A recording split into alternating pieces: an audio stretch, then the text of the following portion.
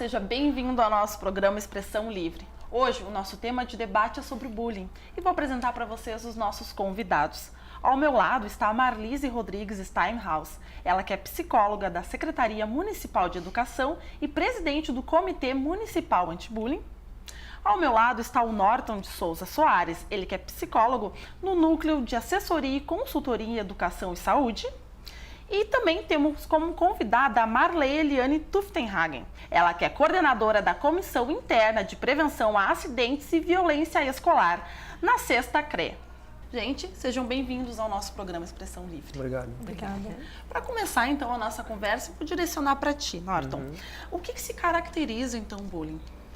Bom, primeiramente eu agradeço o espaço, e a oportunidade de falar sobre esse tema que eu considero tão relevante, Eu acho que sempre um tema que foi relevante, Mas ultimamente, como a mídia está produzindo mais uma visibilidade maior sobre esse tema, eu acho que ele se torna ainda mais importante, Frente à atenção tanto da escola como de pais e de cuidadores frente à criança e ao adolescente, Então, o bullying, como característica, esse termo bullying, na verdade, ele foi importado, na verdade, no Brasil, Porque sua origem é na Inglaterra, Ele tem um termo que é anglo-saxão, inclusive, que significa bullying, que significa criança agressiva, o machão da escola, nesse sentido, Mas aqui no Brasil não tem uma definição específica muito bem clara sobre o que é o termo bullying, Entende-se como bullying uma forma de humilhação, uma forma de agressão, tanto física como verbal, entre dois alunos de uma escola ou até de uma universidade,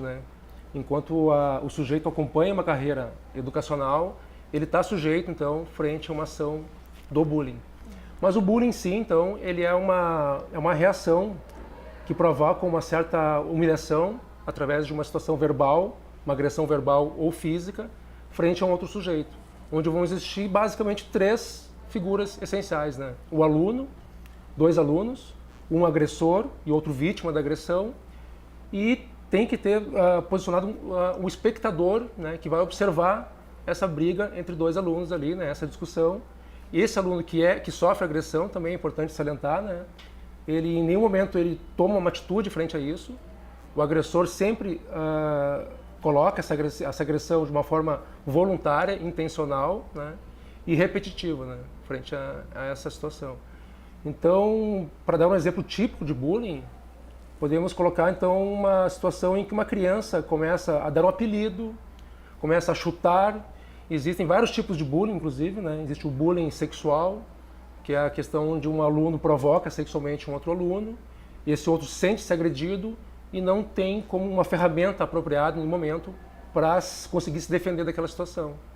Existe bullying sexual também. Existem então. vários tipos de bullying, Hoje em dia, que se fala a partir dos anos 2000, ali, da 2005 para cima, começou a também se originar um termo do cyberbullying, que é muito comum, que é praticamente o mesmo bullying físico que ocorre nas escolas, mas ele tem uma questão mais perigosa nesse sentido, porque informações pessoais das pessoas estão ali colocadas na internet, Então essa disseminação dessas informações muitas vezes foge do controle de pais, foge do controle de professores, de cuidadores, e o aluno fica mais exposto, ali a criança ou adolescente fica mais exposto naquela situação, Mas o cyberbullying, então, dá para dizer que é um fenômeno mais atual, comparado com o bullying que sempre existiu, Sim. Ele acompanha uma tendência de uma evolução tecnológica na área da comunicação, das redes sociais, Então, a partir dali ele começou a se configurar como uma forma de bullying também, E normalmente a criança que sofre, ela não vai falar para o professor, não fala para os pais. Por quê? Por que se caracteriza isso, então? Eu posso continuar? Essa questão também da criança, a criança que sofre o bullying, ela tem um sintoma, tanto físico, como psicológico, de se manter no anonimato, Então ela sofre em silêncio, resumindo, Essa criança geralmente sofre em silêncio e em casa, frente aos pais, ela também se mantém nessa posição de silêncio, infelizmente, Então, falando para os pais, tem um grande receio também de que esses pais vão até a escola, falam com o professor e aquele aluno que é o agressor fique sabendo disso.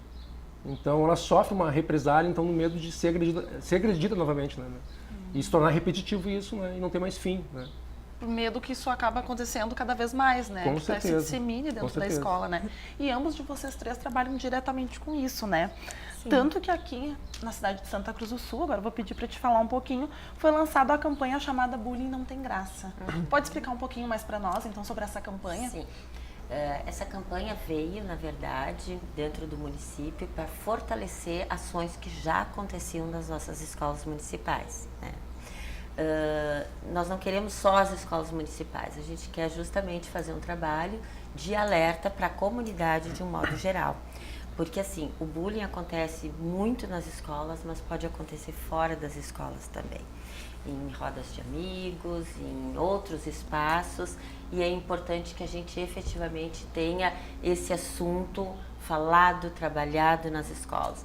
Então, já desde o ano passado, as nossas escolas municipais já vinham fazendo projetos para justamente trabalhar esses assuntos dentro das escolas, e a campanha então veio como um reforço para essas ações que já aconteciam, né? Junto com a campanha, reativamos também o Comitê Anti-Bullying, que é formado por diversas entidades aqui de Santa Cruz, né? Tem uma representação bastante grande, OB, Conselho Tutelar, Condica, Secretaria de Educação, Associação dos Professores, o SIMPROM, dos professores municipais, Associação de Apoio às classes especiais. Então, assim, diversas entidades, a OAB está junto também, a Unisc, né? Temos a representação.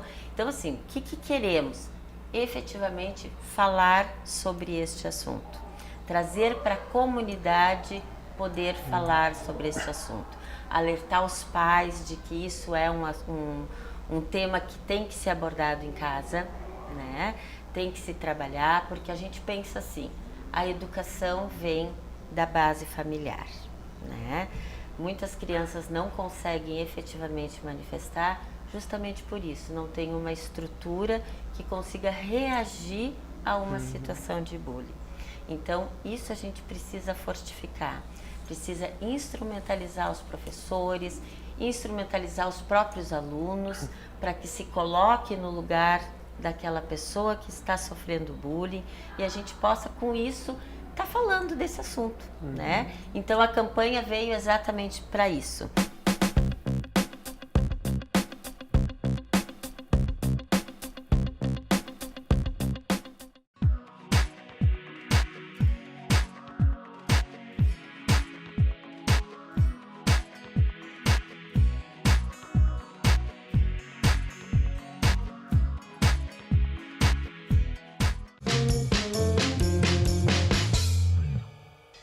A dica DEMAC de hoje é sobre os azulejos. Eles, por exemplo, permitem inúmeras composições, já que estão disponíveis das mais diversas formas, que evocam diferentes sensações no contato com as peças, seja pelo formato inusitado, pelo desenho proporcionado ou pelo toque de cor diferenciado, criam cenários incomuns e cheios de personalidade. DEMAC, Materiais de Construção e Acabamentos, Rua Coronel Oscar Yost, 1228, ao lado do Shopping Santa Cruz.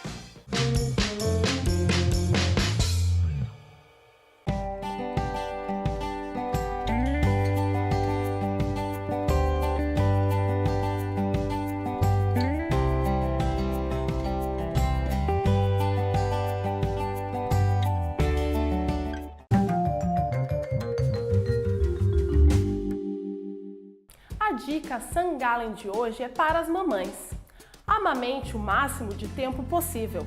As mães que amamentam seus bebês por pelo menos 1 ano reduzem o risco de desenvolverem o câncer de mama futuramente.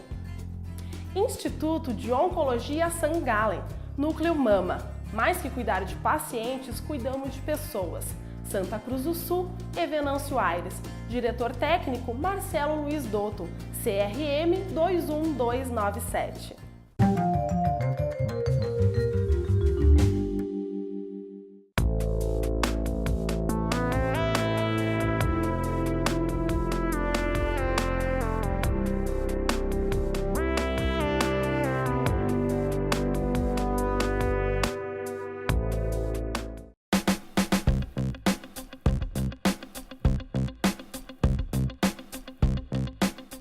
agora até tu falou também, Marlise, nessa questão de falar com os pais, falar em casa. Então, muitas vezes, a criança que comete, né, que pratica o bullying, ela tem problemas familiares, pode-se dizer assim? Que vem uma coisa que vem de casa e acaba refletindo na escola? Sim, sim. Tem condições, né, para que esse espaço, vamos dizer assim, de bullying, né, essa ocorrência do bullying ocorra em um espaço, na verdade, né. Tem pesquisas que apontam também, né, que a criança que comete o bullying, muitas vezes já foi, né, alvo do bullying, né, isso. Então, ela com receio, de repente, de retomar seu alvo, então, ela prefere agredir, né, tipo, o ataque seria a melhor defesa, nesse sentido, né. Mas as condições para que isso se torne possível também, elas perpassam, assim, por condições que são circunstanciais, né. Crianças que vivem num ambiente onde familiares brigam muito, onde tem violências familiares, que elas vão reproduzir isso na escola depois também, né, com outros agentes, né.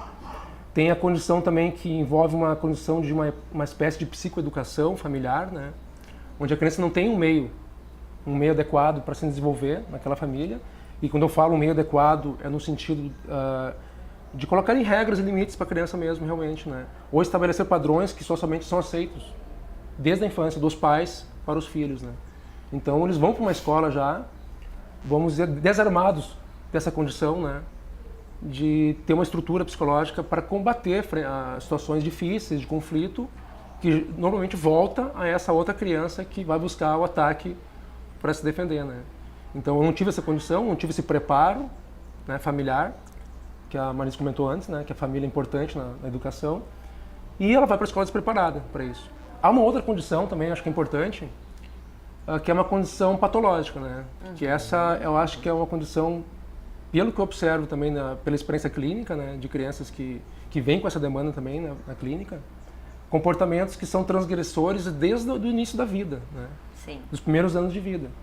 Essa é uma condição que o social não está incluso, né, é uma questão que já vem inato, né, da criança, que é uma condição onde a mãe, o pai, um cuidador, ou uma pessoa que está próxima à criança, eu acho que é bem importante ter atenção e observar os microcomportamentos da criança, né, não só os comportamentos que são adequados em relação ao ciclo vital dela, mas os microcomportamentos.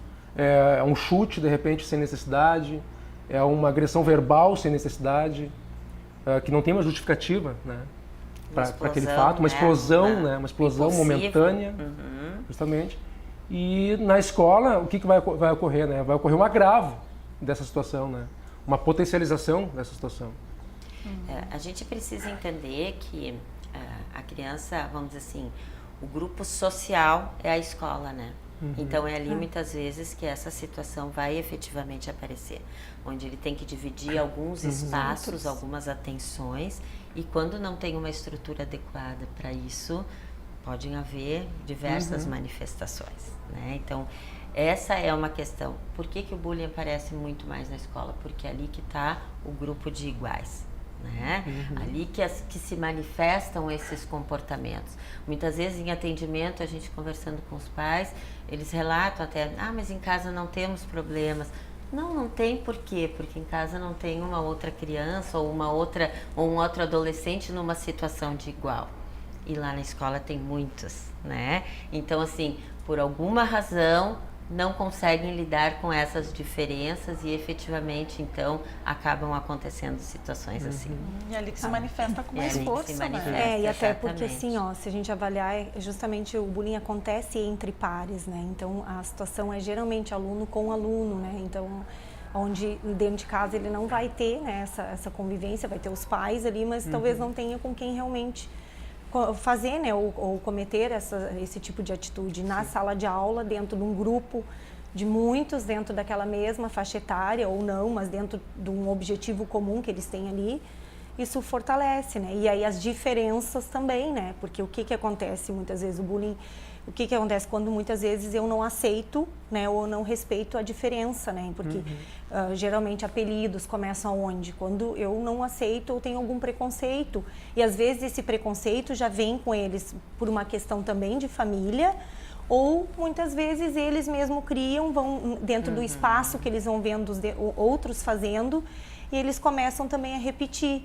E aí o fato se repete quando aquele aluno repete várias vezes com a mesma pessoa, né? O bullying vai acontecer quando isso se repete várias vezes, né? Aí caracteriza o bullying, porque também é uma coisa que tem que ficar bem clara, que também as escolas às vezes têm uma dificuldade, ainda a própria família também tem essa dificuldade, a sociedade em si ainda, que nem todas as situações são bullying, porque aquelas situações que acontecem eventualmente, né, entre os alunos ou, né, outros segmentos também que pode acontecer, nem sempre vai ser. Se é um fato isolado que acontece eventualmente, é um outro tipo de agressão, um outro tipo de violência talvez, mas aquele fato que vai se repetindo das mesmas pessoas com os mesmos agressores e os mesmos que sofrem agressão vai caracterizando o bullying. Importante isso que a Marilei trouxe, porque assim, quando, vamos dizer assim, os apelidos, os deboches, as agressões cessam imediatamente após uma intervenção, não é considerado bullying. Então essa é uma diferença significativa, porque a brincadeira, a piada, isso sempre existiu. Né? A gente tem relatos nas escolas de 30, 40 anos atrás, que um brincava com o outro e colocava tudo mais. apelidinho, né? Colocavam apelidos, né? Mas ao vir uma intervenção que faz um corte, que faz um limitador, aquilo cessa, não é considerado bullying. Né? O bullying é quando, mesmo com todas as intervenções, se faz aquela intervenção de esclarecimento de que isso não foi legal, não vamos continuar, e assim mesmo se repete, então aí passa a ser considerado realmente o bullying. Bom, e também nessa questão, né, o aluno que fica ali assistindo, ele não faz as piadas, mas ele assiste, também dá para caracterizar como ele ser uma pessoa que está praticando bullying? O espectador, né, eles chamam comumente como espectador, né? O espectador, ele é uma figura passiva, né, mas que psicologicamente é ativa, né? Vamos colocar assim, né? Comportamentalmente ele é passivo, porque ele está assistindo aquela cena e não faz nada, né, para ajudar ou até para, de repente, colaborar com o autor do bullying. Mas o próprio autor do bullying precisa desse público espectador também para que ocorra essa cena, né? É interessante também comentar que esse espectador, muitas vezes também, ele só está naquele cenário apoiando de forma involuntária, vamos dizer assim, o autor do bullying, para não ser alvo do bullying também, né? Exato. Então ele se mantém num certo anonimato naquela situação ali, para não ser visível, vamos dizer assim, para esse autor, né? Um fato importante que a Marilei trouxe, que são as diferenças, da gente poder respeitar as diferenças de cada um. Né? Somos pessoas diferentes, diferentes condições, diferentes maneiras de agir, e essas diferenças precisam ser respeitadas acima de tudo. Então, quando a gente começa a trabalhar isso com as crianças, e desde muito pequenininhas, porque é importante a gente colocar isso, né? As crianças a gente tem que trabalhar desde muito pequenininho a respeitar o coleguinha que é diferente, o coleguinha que aprende de uma maneira diferente, que caminha diferente, que tem uma condição diferente da gente. Então, isso já desde pequenininha a gente vai trabalhando, até mesmo com histórias infantis nas escolas, a história do patinho feio, a história, né, várias historinhas assim, tu já consegue ir trabalhando e respeitando essas diferenças. Então, qual é o foco que nós temos? A questão da paz, da gente poder conviver de uma forma harmônica com todas as diferenças que temos.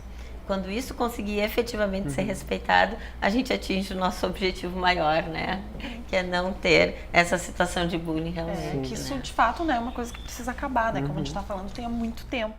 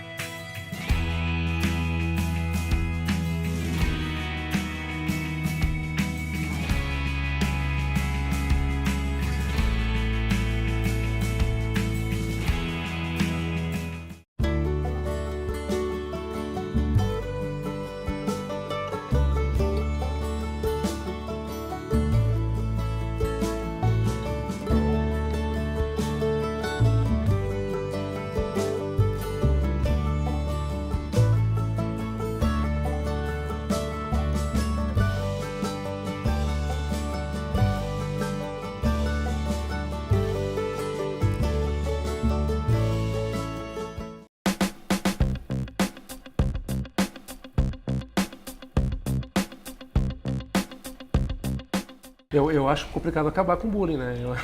Eu tenho a opinião que nunca vai deixar de existir bullying. Ele pode ser Sempre vai trabalhado ter. de uma forma... Até porque pra evitar, né? ele passa a ser um fenômeno social, né? Sim, justamente. O bullying já é considerado como um fenômeno social e que precisa ser tratado dentro não só das escolas, mas dentro da área da saúde. E hoje nós temos esses encaminhamentos, né? Então, assim, temos que cercar de todas as áreas para efetivamente poder ter algumas ações nesse sentido, né? Até porque hoje já existe a lei, né? Existe uma lei, né, do bullying que na verdade se considera até um ato infracional, dependendo da idade, né, entre 12 e 18 anos, quem comete, né, o ato de bullying é crime hoje também, né? Então tem a lei que já diz isso. Embora a gente sempre procure pensar que não seria o objetivo de punir, porque a gente sabe, assim, né, como o Norton colocou, que a ideia é no momento que se percebe que está acontecendo uma situação de bullying, é trabalhar, né, e atender tanto o que está sofrendo, quanto o agressor que também está precisando, né? Então, a ideia não é só questão de uma punição, porque existe uma lei, e sim de trabalhar essa conversa, né, que nem a Marlise coloca, com os alunos. E às vezes isso é muito mais efetivo, e eu também concordo quando ela diz assim que a gente não entra lá numa sala de aula, por exemplo, para dizer assim, hoje nós vamos trabalhar o bullying. A gente entra de uma outra forma para conversar e ouvi-los, para então a partir dali a gente vai focando, mas a gente não precisa dizer especificamente que o tema ali que está sendo abordado é o bullying. Né? E assim, e ouvir o que está acontecendo na turma. Até porque se falar pode assustar eles um pouco, né? Exato. Então, assim, já pode intimidar, ainda naquele momento ali, já pode talvez quebrar, né? E não ter resultado nenhum. Então, uma proposta muito boa, assim, que a gente trabalha hoje na coordenadoria, que a gente tem os círculos de construção da paz dentro da questão da justiça restaurativa. Então, são círculos que tu trabalha com a turma toda, pode trabalhar junto com o professor, de facilitadores que poderão estar trabalhando dentro da sala de aula e ouvindo, né, focando nessa questão, mas preparando um círculo em que tu vai trabalhar a escuta com todos, porque o círculo ele é muito positivo no sentido que cada um tem o seu momento de falar, né, e todos os outros precisam escutar. Então, cada um vai ter a oportunidade de dizer ou não, se não quiser também, algo sobre aquela temática ou sobre aquela questão que passa naquele momento ali. E aí, muitas vezes, trabalhando de uma forma indireta, tu acaba chegando em situações que tu percebe que se estiver acontecendo ou não, porque vai surgir ali no momento, dentro desse trabalho. Interessante isso. Então, eles podem estar conversando entre eles e um pegar informação com o outro também, falando junto com o professor. Ele tem toda uma sistemática, né? Toda uma ordem, né, de passos que precisam ser seguidos para fazer esse trabalho. E a criança, então, que ela é o alvo do bullying, o que pode estar acontecendo com ela para o futuro? O que pode acarretar? Eu acho que uma série de consequências, né? A criança que não reage frente ao bullying também, por essa própria questão também do fato de ficar solitária, né? E não conseguir se expressar muito bem para pais e professores, pode acarretar tanto doenças psicossomáticas, né? Como doenças também mais graves, né? Psicológicas, depressões, né? Então, a gente vê hoje em dia, né? Muito comum, né? Nos relatos clínicos, né? Pacientes que chegam ao consultório reclamando de questões, tempos atrás eram as neuroses, né, que hoje em dia se configuram como pânico, transtorno de pânico, crise de ansiedade e afins, mas que tem sua origem também, né, nessas reverberações mentais, psicológicas que surgiram nos primeiros anos de vida, né.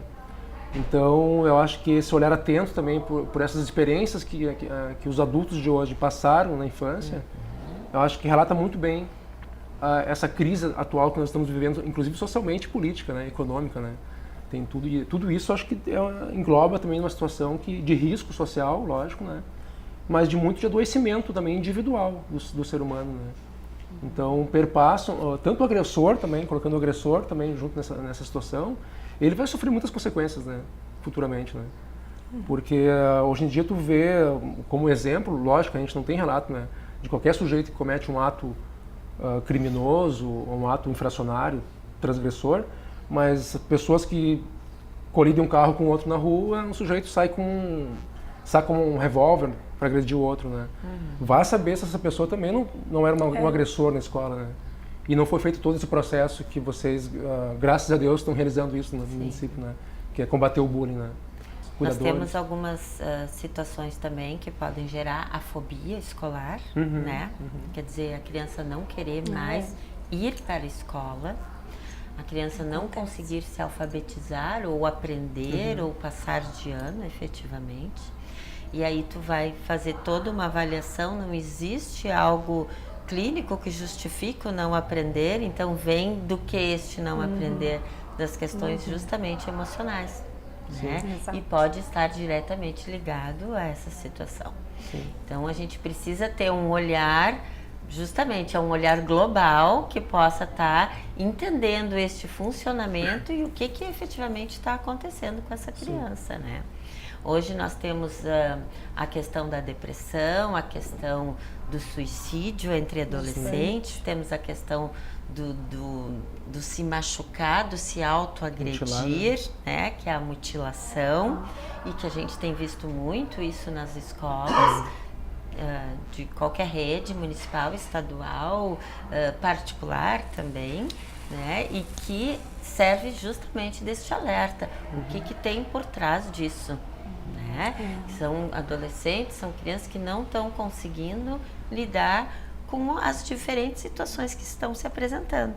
Né? E uma delas pode ser efetivamente essa questão do bullying. Então, o que nós queremos? Trabalhar preventivamente.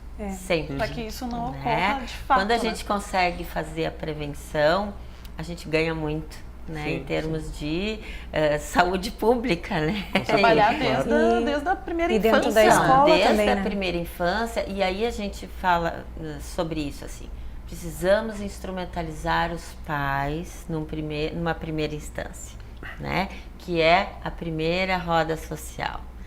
Precisamos instrumentalizar os professores, precisamos instrumentalizar a comunidade de um modo geral.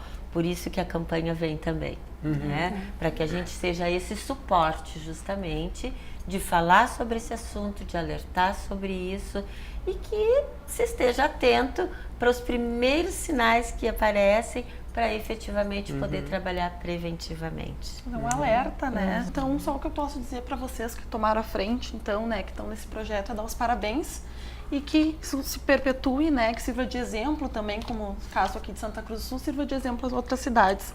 E agradecer a presença de vocês aqui no nosso programa. Muito obrigada por estar partilhando esse assunto conosco. Agradeço. Nós que também. agradecemos. Muito obrigada. Esse foi o nosso programa Expressão Livre. Voltamos na semana que vem com o próximo tema.